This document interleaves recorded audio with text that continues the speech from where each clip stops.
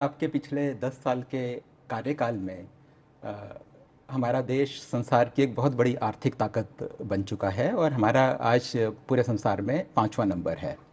अब जब 400 के साथ आएंगे तो उस समय आपको क्या लगता है कि क्या बड़े डिसीजंस होंगे, इकोनॉमिक रिफॉर्म्स होंगे जो आप लेंगे, और वो भी ये देखते हुए कि आपने एक टारगेट रखा है कि जल्द से जल्द भारत को एक विकसित देश बनाना है।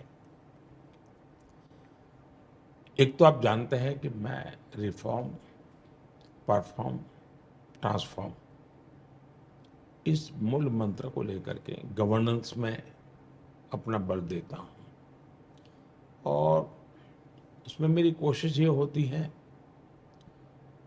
देखिए, विकास को हमने जन आंदोलन बनाना चाहिए। एक स्पिरिट पैदा होना चाहिए देश में। आप इंक्रीमेंटल कुछ भी करते जाएंगे तो परिणाम नहीं मिलता है।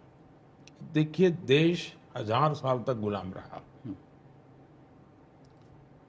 हिंदुस्तान का कोई न कोई भूभाग 1000 साल तक लड़ता रहा है आजादी के लिए।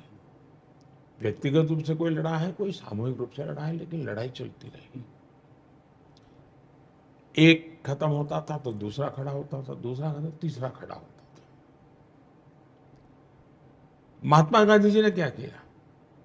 महात्मा गांधी जी ने आजादी को जन आंदोलन बना दिया। कोई झाड़ू लगाता है तो कहता है मैं आजादी के लिए। कोई प्रौढ़ शिक्षा करता है तो बोले मैं आजादी के लिए। कोई लेप्रेसी के पेशेंट की सेवा करता है तो बोले मैं आजादी के लिए। उसको एक बहुत बड़ा व्यापक रूप दे दिया।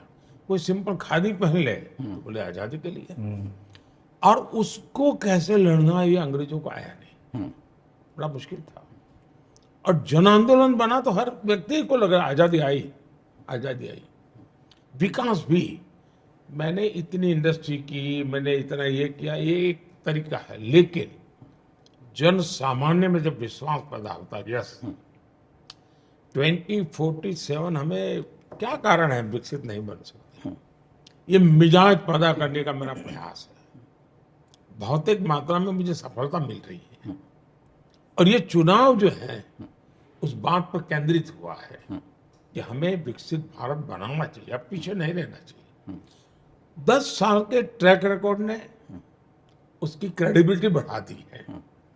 जब 11 नंबर की इकोनॉमी पर आप देश में कार्यभार संभालते हैं और इतने कम समय में इकोनॉमी को 5 नंबर पर ले आते हैं, 11 से 5, तो लोगों को लगता है कि 5 से 3 पर जाना भी मुश्किल नहीं है, विकसित भारत होना भी मुश्किल नहीं है।